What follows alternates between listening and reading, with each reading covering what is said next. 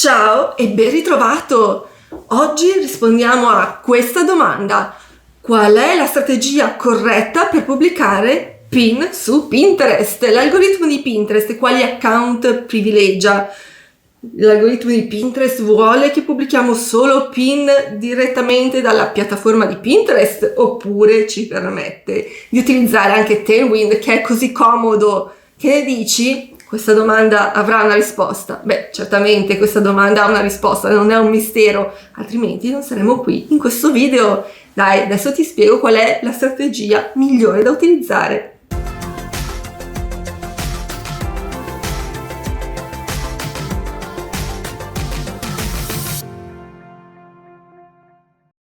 Benissimo, iniziamo col dire che Pinterest è contento se tu pubblichi i pin direttamente dentro Pinterest. Ma questo vuol dire che non possiamo assolutamente utilizzare Tailwind?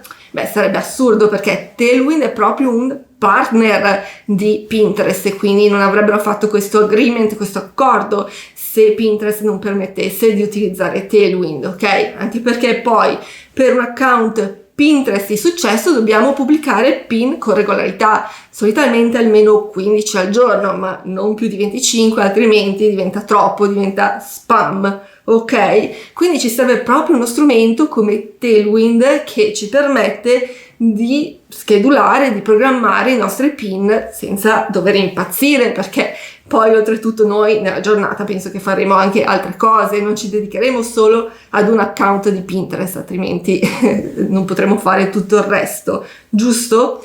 Però allora cosa fare? Recentemente è stato fatto questo esempio che mi sembra molto appropriato.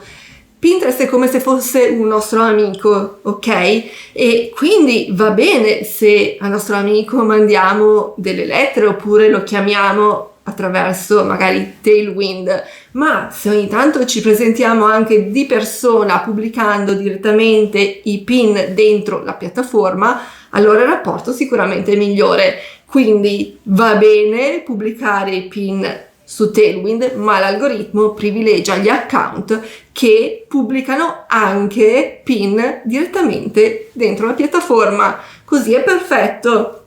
Che ne dici?